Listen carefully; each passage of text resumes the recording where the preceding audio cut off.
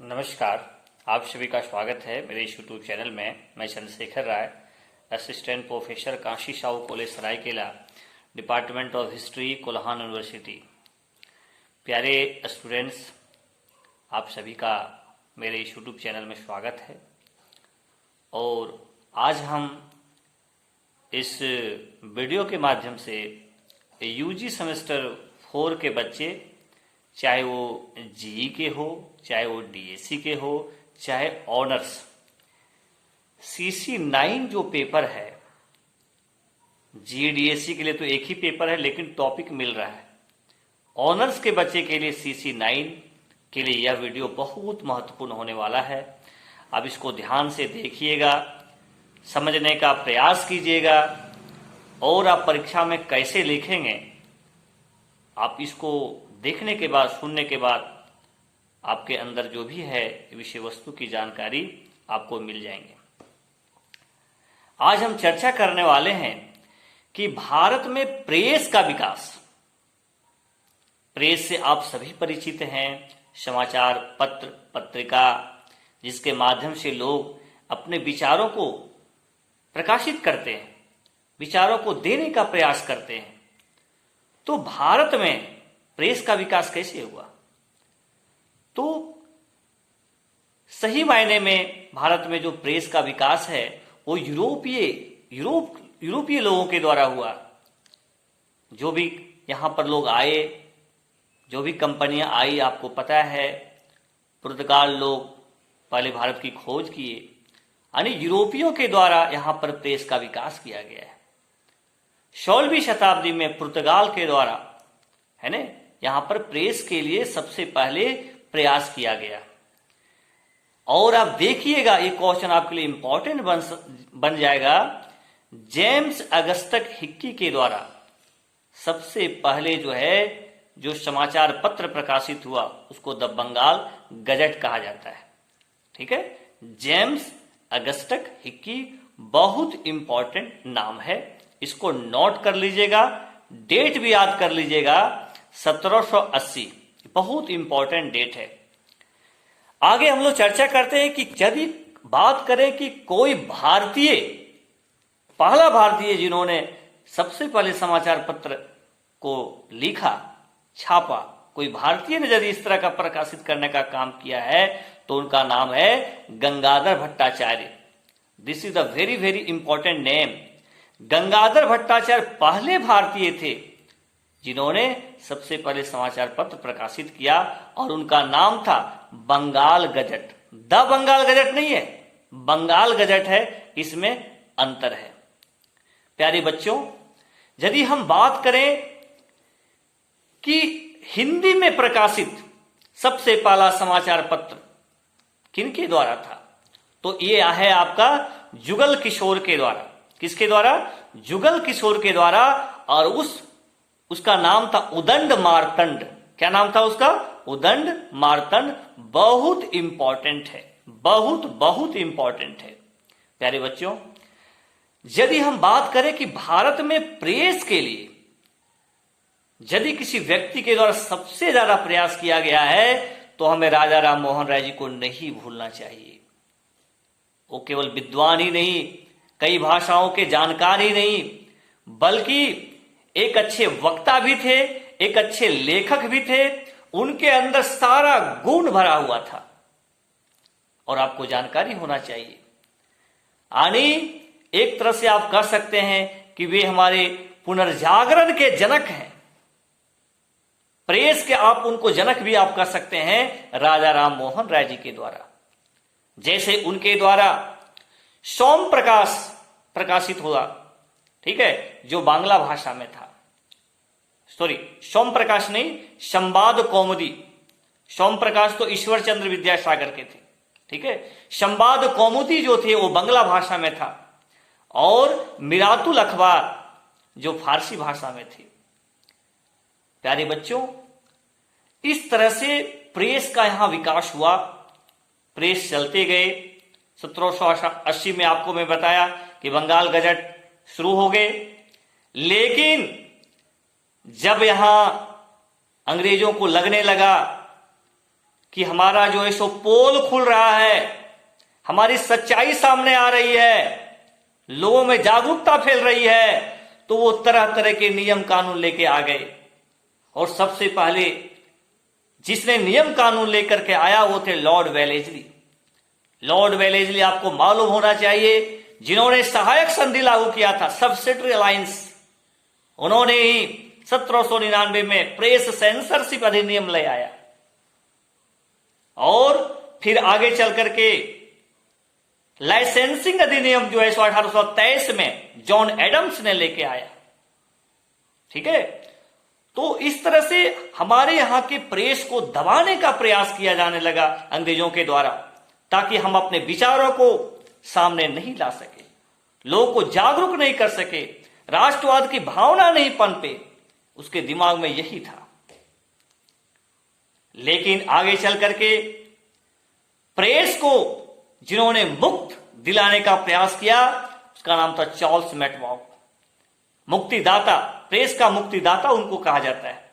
Charles मैककॉक ने जो licensing अधिनियम थे जॉन एडम्स के द्वारा, उसको समाप्त किया, और इस तरह से वो जो दौर था उसमें यहां पर बहुत तेजी से भारत में प्रेस का विकास हुआ, क्योंकि तरह तरह का जो बेड़ियां थी, बंदगी थी, है ना, जो इस तरह के प्रावधानों से गुजरना पड़ता था कि आपको लाइसेंस लेना है, प्रेस छाप का न लगाना चाहते उसके पहले आपको लाइसेंस लेना है, आप यदि कोई गलत छापते हैं तो आपका जो है सो लाइसेंस रद्द हो जाएगा।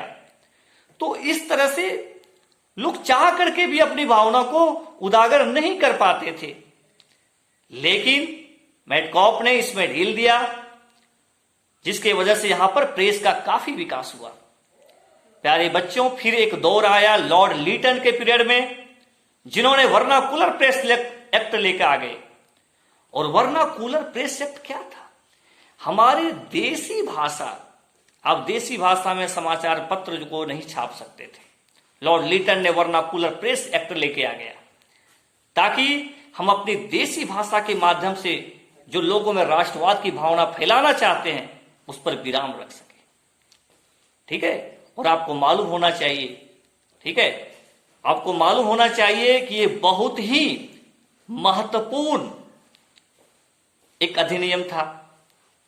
इस एक्ट को मुंह बंद करने वाला एक्ट बोला गया।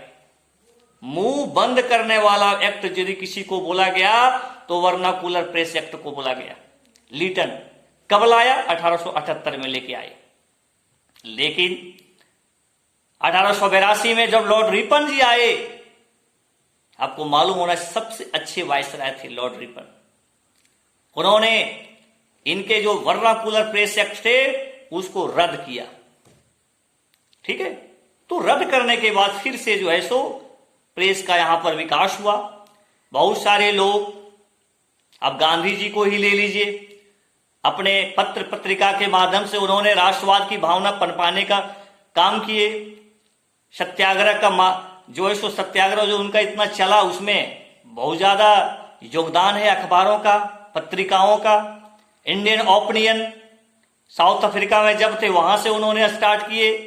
हरिजन संघ, इस तरह की पत्रिकाएं गांधी जी के थे, और गांधी जी अपने पत्र पत्रिका के माध्यम से भी लोगों को एकजुट करते थे।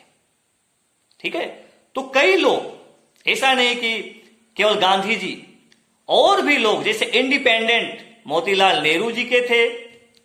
गद्दर पत्रिका आपको सैन फ्रांसिस्को से प्रकाशित होते थे, वहां पर जो है सो राष्ट्रवाद की भावना को उन्होंने पनपाया, लोगों को एकजुट किया, अंग्रेजों के खिलाफ में एकजुट किया। ठीक है, और भी बहुत, जैसे एनी बेसेंट का कॉमनवेल्थ। ठीक है, कई तरह के आपको इसमें जब आप उत्तर को लिखिएगा उसमें आप मेंशन कीजिएगा। आप यदि थोड़ा उग्र विचारधारा में चल जाएं तो आपको बाल गंगाधर तिलक जी को नहीं भूलना चाहिए। उनका भी बहुत बड़ा योगदान है। उनकी केसरी, उनकी मराठा पत्रिका के माध्यम से उन्होंने स्वतंत्रता संग्राम में अपनी बहुत महत्वपूर्ण भूमिका निभाई।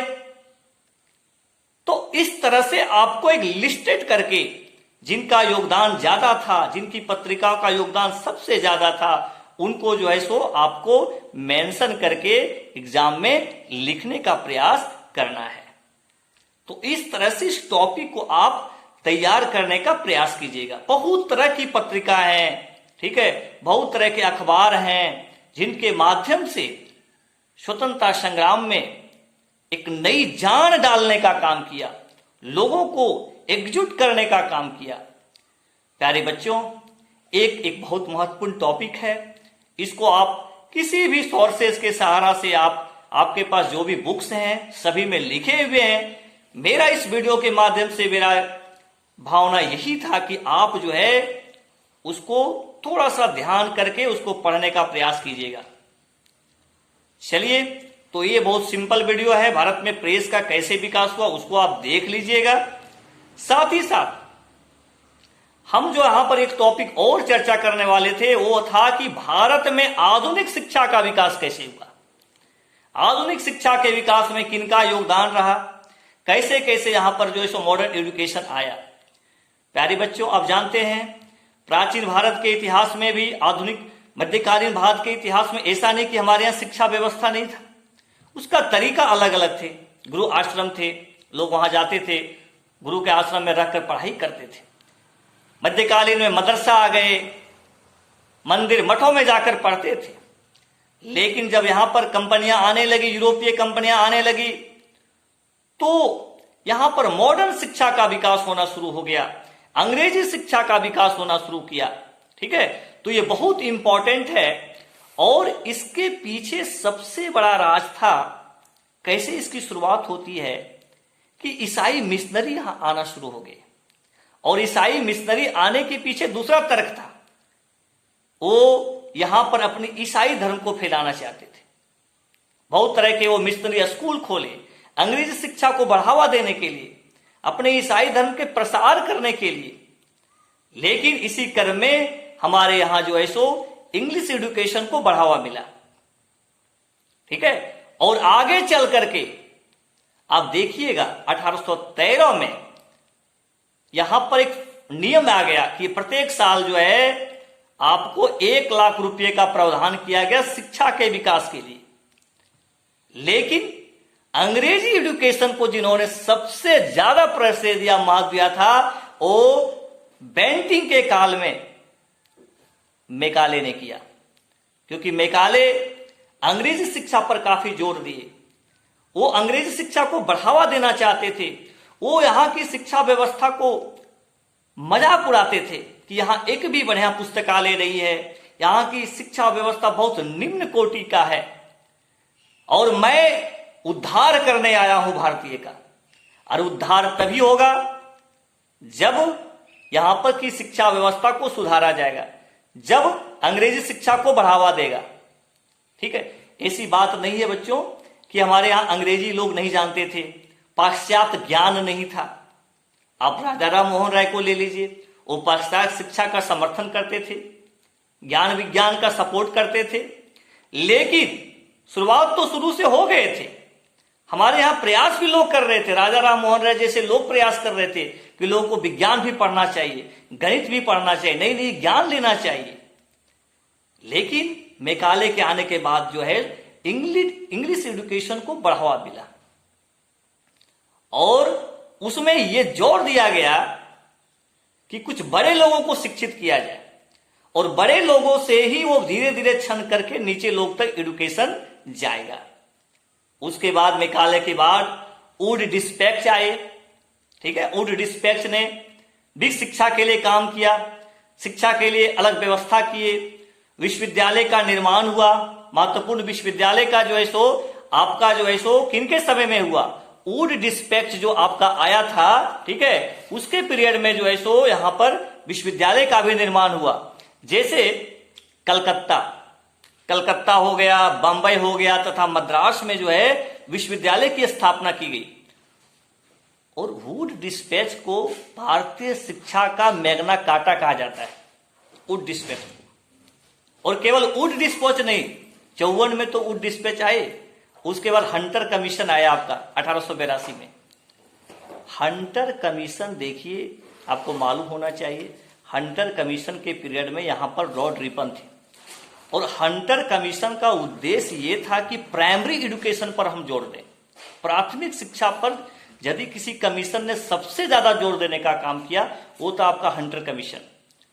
उसके बाद देखिएगा कर्जन के समय में, लॉर्ड कर्जन के समय में रेले कमीशन आया, ठीक है, रेले आयोग। वो यहां पर विश्वविद्यालय शिक्षा यानी हायर एजुकेशन जिसको आप बोल सकते हो, उच्च शिक्षा पर काफी जोर दिया, विश्वविद्यालय शिक्षा को काफी प्रश्रय देने का काम किया। उसके बाद सैडलर आयोग आए 1917 में, वो भी बहुत इंपॉर्टेंट था शिक्षा के दृष्टिकोण से। सार्जेंट आए, और सबसे इंपॉर्टेंट है जो शिक्षा के विकास में, बुनियादी शिक्षा के विकास में 1937 ईस्वी में वर्धा, डॉक्टर जाकिर हुसैन समिति की अनुशंसा पर वर्धा जो आयोग आया जिसमें बुनियादी शिक्षा पर जोर दिया गया था। गांधी जी चाहते थे कि यहां पर जो है सो ऐसी शिक्षा हो जो लोगों को रोजगार मिले, ठीक है, तो ये वर्धा जो है सो उसको भी आप मेंशन कर सकते हैं। ये डॉक्टर जाकिर हुसैन समिति, आपको मालूम होना चाहिए कि जब चुनाव हुए थे तो उसमें कांग्रेस की सरकार जो है सो हमारे देश में बहुत सारे क्षेत्र पर उनकी जो है सो शासन व्यवस्था स्थापित हुई थी, और उसी समय जाकिर हुसैन समिति की अनुशंसा पर ये वर्धा शिक्षा आयोग आए थे। उसके बाद आपका देखिएगा आगे चल करके 48 में राधा कृष्णन आयोग समिति आए, और उसी के अनुशंसा पर आप देखिएगा विश्वविद्यालय अनुदान आयोग की स्थापना हुई। उसके बाद कोठारी आयोग आए। तो इस तरह से क्रमबद्ध तरीका से आपको जानना है।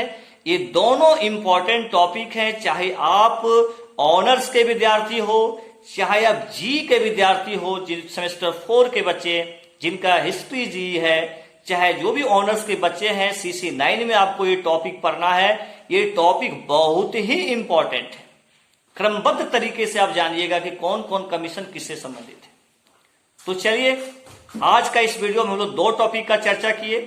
आप लोग के परीक्षा के दृष्टिकोण से जो भी इंपॉर्टेंट टॉपिक हो सकता है उसको हम आपको नेक्स्ट वीडियो में भी बना देंगे ताकि आप उसको देखें और इससे फायदा लें। आप सभी को बहुत बहुत धन्यवाद।